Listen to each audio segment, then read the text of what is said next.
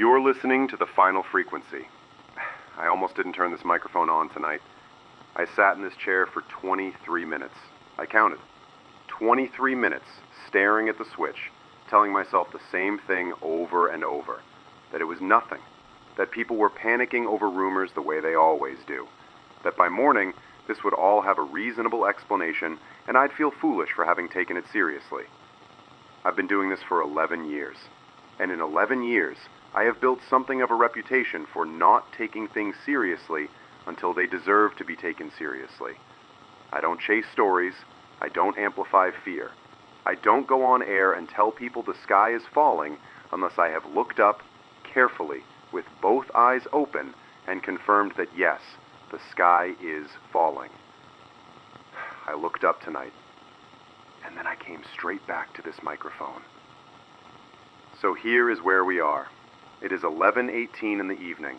The city outside this window is behaving in a way I have never seen a city behave in 11 years of watching it. And I am going to tell you everything I know in the order that I learned it without softening a single detail, because I believe that is what you need from me tonight. Not comfort, not reassurance, the truth. My name doesn't matter. What matters is that I am here. I am still broadcasting, and this is day zero. God help us. This is day zero.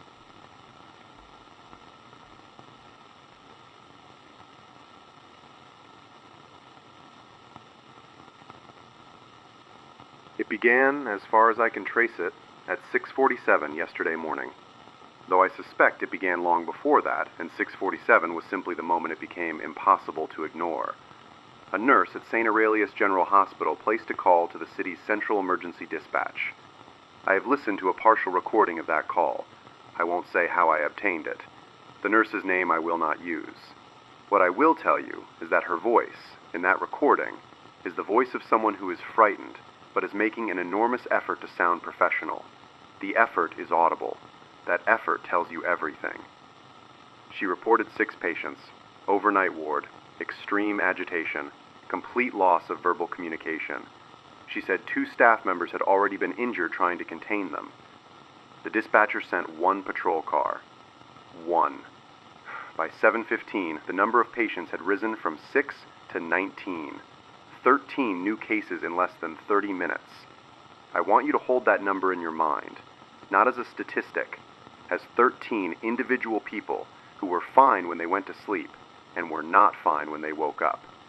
13 people with families, with names, with lives that yesterday morning were entirely ordinary. 19 people by 7:15. By 8 o'clock, the emergency department had sealed its internal doors. I know this because of a document, a memo, sent to my inbox anonymously at 9:17 this evening by someone I have never spoken to and will probably never speak to again. It was written by the head of security at St. Aurelius. It was addressed to all department heads. It was written in the flat, careful language of someone who is trying very hard not to write what they are actually thinking. It said, "All internal access points between the emergency department and the main hospital wards are to remain sealed until further notice. Patients presenting with neurological symptoms are not to be transferred to upper floors under any circumstances. External entry points are to be staffed and monitored at all times." And then this line, this specific line that I have now read so many times, the words have started to lose their shape. "Do not open the doors for any reason. Do not open them, regardless of what you hear." I want to ask you something. Think about the person who wrote those words. Think about what they must have been hearing at 8 o'clock in the morning on the other side of those sealed doors that made them feel the need to write that specific instruction. Think about the sounds that were coming through, regardless of what you hear. I have thought about almost nothing else tonight. By 10 in the morning, I was on the phone. I reached a source inside the city's emergency medical coordination office. She has spoken to me before, off the record. She is careful and she is honest, and she does not say things she isn't certain of. She told me that St. Aurelius had requested mutual aid from 2 neighboring hospitals before 9 a.m. She told me both requests had been declined. Not delayed, not deferred, declined. Because both hospitals, she said, were already managing their own situation. I asked her to clarify what she meant by situation. She said she had to go, and she put the phone down, and she has not answered since. That was 9 hours ago.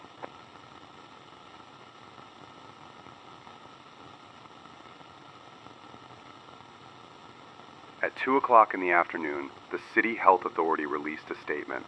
I have it in front of me. I'm going to read it to you word for word because I want you to hear it in full. I want it to exist in this broadcast as a document of what the people responsible for your safety chose to say today, on this day of all days. It reads, "The City Health Authority is aware of reports of a cluster of neurological presentations at St. Aurelius General Hospital. We are working closely with hospital leadership and relevant agencies to assess the situation. At this time, we believe the cluster may be linked to contamination of the water supply in the Eastern District. Residents in the affected area are advised to boil all drinking water before consumption. We ask the public to remain calm and to avoid unnecessary travel. Further updates will be provided as information becomes available." The Eastern District, 7 miles from St. Aurelius General Hospital. 7 miles. By the time that statement was published, I had received 41 messages from people across this city. 41 individual accounts of something wrong, something they had seen or heard or encountered that they couldn't categorize and couldn't dismiss and needed to tell someone about. I mapped every single one of them before I came on air. 14 from the northern quarter, 9 from the Docklands, 7 from the western suburbs, 6 from the central district, 5 from south of the river, 3 from the eastern district. 3 out of 41. The area they chose to focus your attention on accounts for 3 of the reports I received today. 3.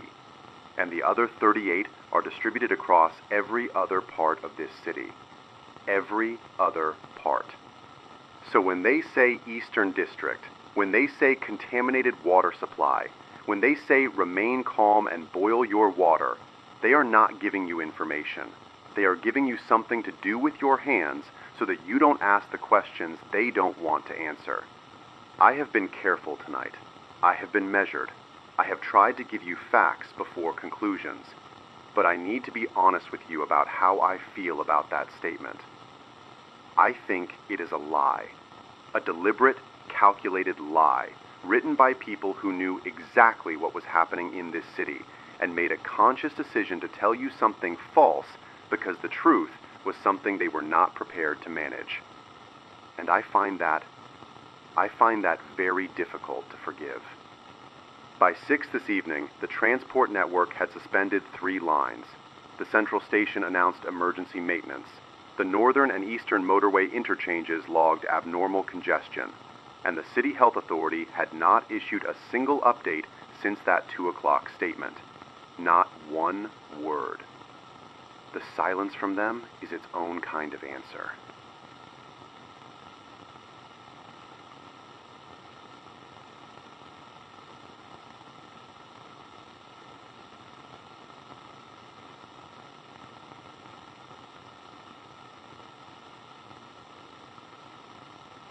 I need to tell you about the people who reached out to me today. Because documents and statements and statistics are one thing. But these were people. Real people with real voices who saw something today and needed somewhere to put it. The first message came from a man I will call D. He works at a freight depot on the South Road. He told me that a long-haul driver arrived at the depot just after midday. The driver had been on the road since 4 in the morning. Long drive, nothing unusual on its face. The driver did not get out of the truck. He sat there with the engine still running. The depot manager went out to the cab, knocked on the window. The driver turned and looked at him. D says the manager took 1 step back, just 1, and then he walked, very calmly, back to the depot office. He came out 2 minutes later and told every single person on that site to go home. Don't come back until you hear from me. D said the manager's voice was quiet when he gave that instruction. controlled quiet, the kind that takes effort. That was 12:15 in the afternoon. D messaged me at 4. He said he was at home, doors locked, family around him, and he just wanted someone to know what happened, that he needed someone to know. D, I hear you, and I hope tonight you and your family are somewhere safe. The second account came from a woman I'll call R, Northern Quarter. She told me about her neighbor, a man she has known for 6 years, retired teacher, grows tomatoes, waves at her every single morning without fail. She left for work at 7:30. He was sitting on his front step. She waved. He didn't wave back. She told herself he was tired. She got in her car and drove to work and thought nothing more of it. She came home at 6 in the evening. He was still there. Same position, same clothes. 10.5 hours in the exact same spot on that step. Not sleeping. Upright. Still. She went over to check on him. Called his name. He turned and looked at her. And she went inside and she locked the door, and she has not opened it since. She said to me, his eyes were wrong. I don't know how else to say it. His eyes were just wrong. That phrase, those 4 words, I received 17 variations of them today, from 17 different people in 17 different parts of this city. His eyes were wrong. Her face was wrong. The way it looked at me was wrong. Wrong. Not glazed, not unconscious, not blank in the way someone looks when they're ill or confused. Wrong. Like the thing looking out through those eyes was not the person who owned them. I don't know what to do with that as a description. I don't have a framework for it. But when 17 people who don't know each other reach for the same word independently, I believe that word is pointing at something real. The third account, a teenager. I'll call him J. Voice note, Central District, sent at around 7 this evening. He was whispering throughout. He and his younger sister are in their family flat, 4th floor. Their parents went out at lunchtime for groceries. They didn't come back. Jay said he'd called them so many times the phone had run out of charge, and he'd had to switch to a different one. He said he'd gone down to the ground floor entrance to look for them, and through the glass door he could see 3 figures in the car park below, standing still, facing the building. Just standing there, looking up. He watched them for several minutes. Not one of them moved. And then he went back upstairs and locked the flat door and sat with his sister. He asked me, at the end of the message, whether I thought his parents were okay. He asked it quietly. The way you ask a question when the asking of it is already its own kind of answer, and you're just hoping someone will contradict you. Jay, if you're listening, you did exactly the right thing. You stayed. You kept your sister safe. That is the whole job right now. That is everything. You did it right. There were dozens more messages. A woman who described something crossing her back garden after dark, moving like the idea of walking rather than walking itself. A man who said his entire street went dark simultaneously at 8 p.m., every light in every house, as though something had given a signal and everyone had obeyed it at once. A paramedic, former paramedic now, I suppose. She said her supervisor stood her down at 5 p.m. She asked why. Her supervisor looked at her for a moment and said, "There's nothing we can do for them now. Nothing we can do for them now." I need you to understand what that sentence contains. It contains a them, a defined group. It contains a now, which implies this was not always true. And it contains the word nothing, spoken by someone whose entire professional life has been built on the premise that there is always something. Nothing we can do for them now. Who made that call? When? What did they see that made them draw that line? And why has no one told us where the line is?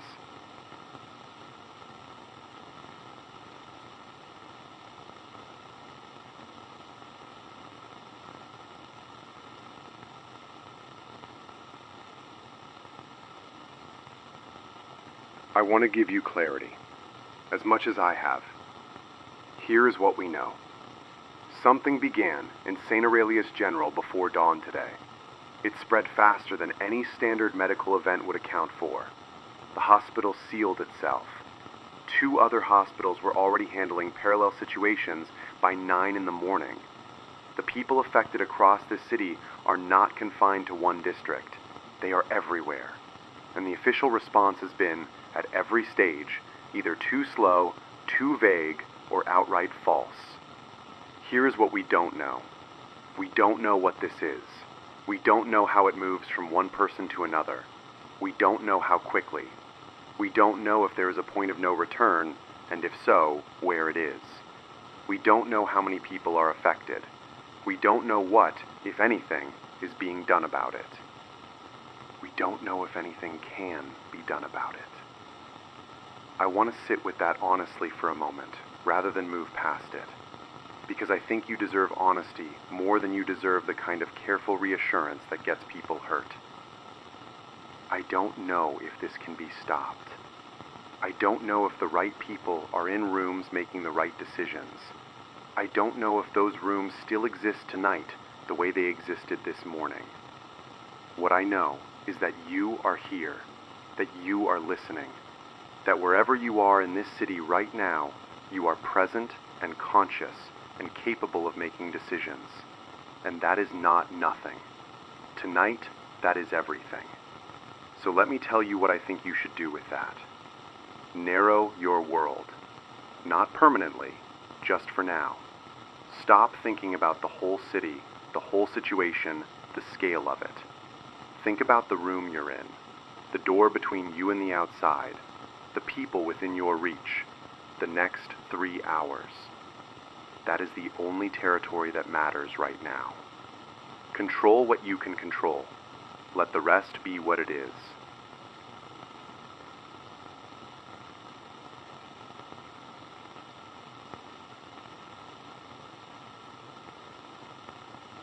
I've spent this entire broadcast talking about other people's experiences.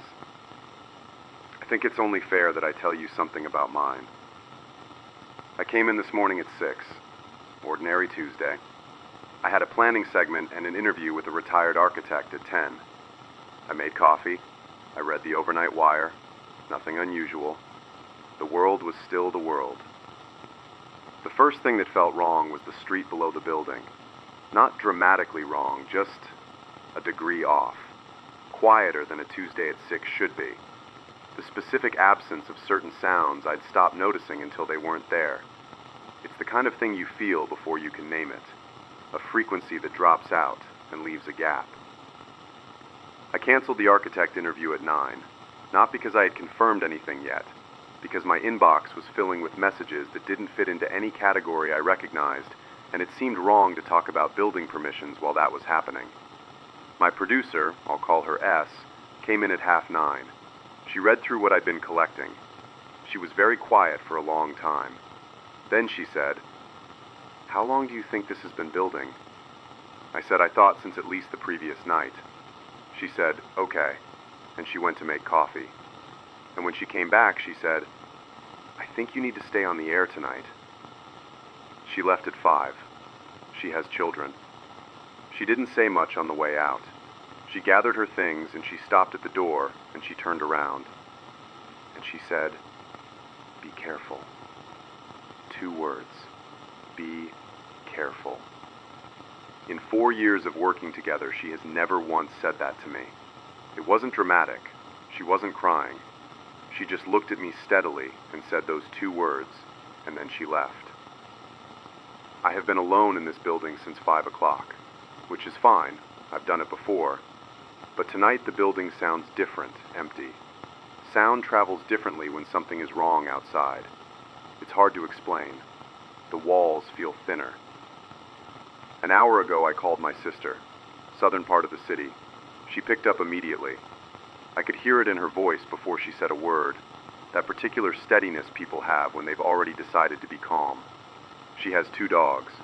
She said they'd been unsettled all day, wouldn't sleep, kept going to the windows and staring down at the street. I believe animals know before we do. I can't explain the mechanism. but I believe it. And I'm choosing to find it meaningful that her dogs are still restless rather than quiet. Quiet would mean something had resolved, one way or another. She had all the lights off, sitting in the dark, radio on, listening to this. And I thought about that while I was still on the phone with her. My sister in the dark in the southern part of the city, listening to my voice come out of a radio. And then I told her I had to get back on air. And she said, okay. And she said, be careful. I noticed she and S used the same words. I don't know what to do with that. I'm choosing to stay on the air. That's what I can do. So that's what I'm doing. Something happened 40 minutes into this broadcast that I need to tell you about. A contact of mine, City Infrastructure, has been sending me information throughout the day in short bursts. Brief messages, no preamble. Facts. At 43 minutes past 10 tonight, they sent me a single image. No accompanying text, just an image.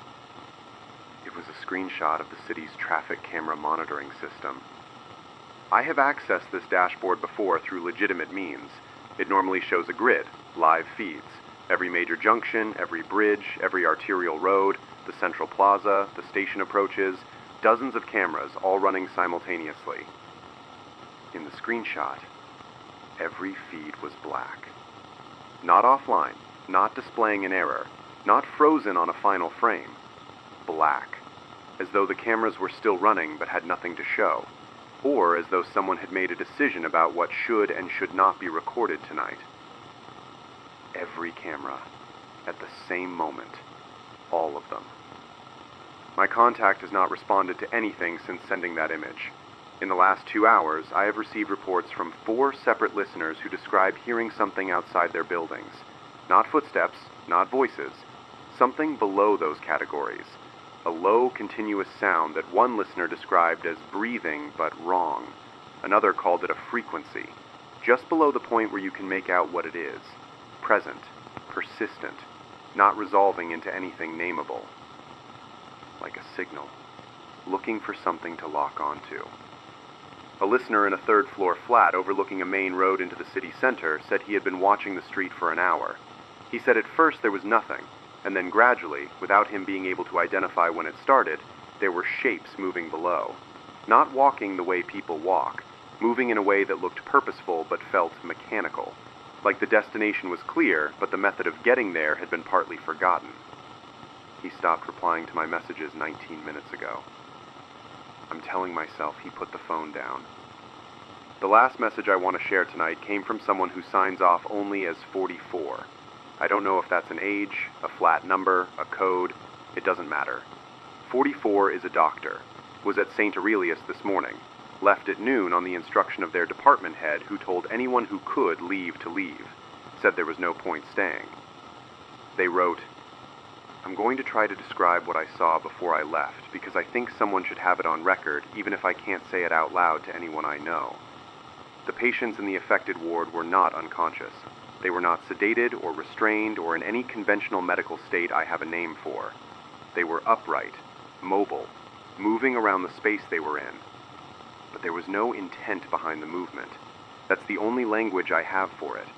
The body was operational, but no one was operating it. Like a car left in gear on a slope, moving because of physics, not because of will. And the sound they made. Not screaming, not language, not anything I have a clinical term for, just sound.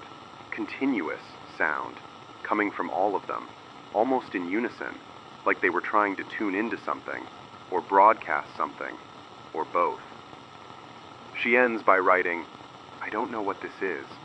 I've been a doctor for 14 years, and I don't have a single framework that fits what I saw this morning. And I don't think this is something that stops on its own. I read that message 6 times before I decided to include it tonight. I'm including it because I think the truth, even when the truth is this, is better than a lie that lets people walk out their front door unprepared. She may be wrong. I hope she is wrong. I don't think she's wrong.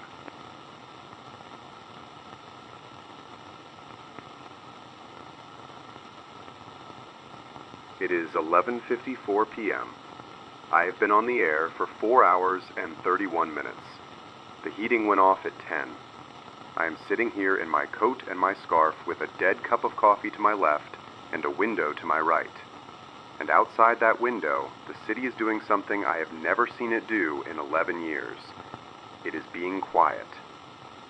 Not the quiet of a city asleep. Cities asleep have a sound. Distant traffic, the occasional siren, the low mechanical hum of infrastructure that never fully rests. This is a different quiet. A quiet that has weight. A quiet that feels like it is being maintained. I want to tell you what I believe, not what I can prove. What I believe in my gut after today. I believe this did not begin this morning. I believe it has been developing for longer than any of us were told. And I believe that some people in some rooms knew that and made decisions about how much of it to share and when. I believe those decisions were wrong. I believe that the hours between 6:47 this morning and 2 o'clock this afternoon, the hours when people had daylight and movement and options, were hours that were wasted, used up, spent on careful language and contaminated water supply, and remain calm.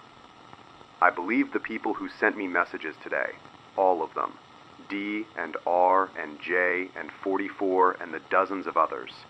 I believe what they saw. I believe they described it as precisely as human language allows. And I believe whatever they described is out there, right now, in this city, tonight. I believe tomorrow will be different from today. I don't know yet in what way. But yesterday's world ended sometime between 6:47 this morning and right now. I feel certain of that. Here is what I want from you tonight. Please, stay where you are. If you are safe, treat that safety as precious and do not risk it. If you are not safe, move quietly, carefully, without drawing attention to yourself, and find somewhere to be still. Turn off lights you don't need. Make no noise you don't have to make. Charge your phone. Put water within reach. And keep someone close. Whoever that is for you, keep them close. If you have a battery radio, keep it on this frequency. I will be here. I don't know for how long. I don't know what the next few hours will look like from this window, but I will be here for as long as I can transmit, and I will tell you everything I see. There is something outside this building. I can see it from the window at the end of the corridor. I walked down there about 10 minutes ago to stretch my legs, and I stopped when I saw it. And then I walked back, very slowly, and I sat back down, and I picked up this microphone.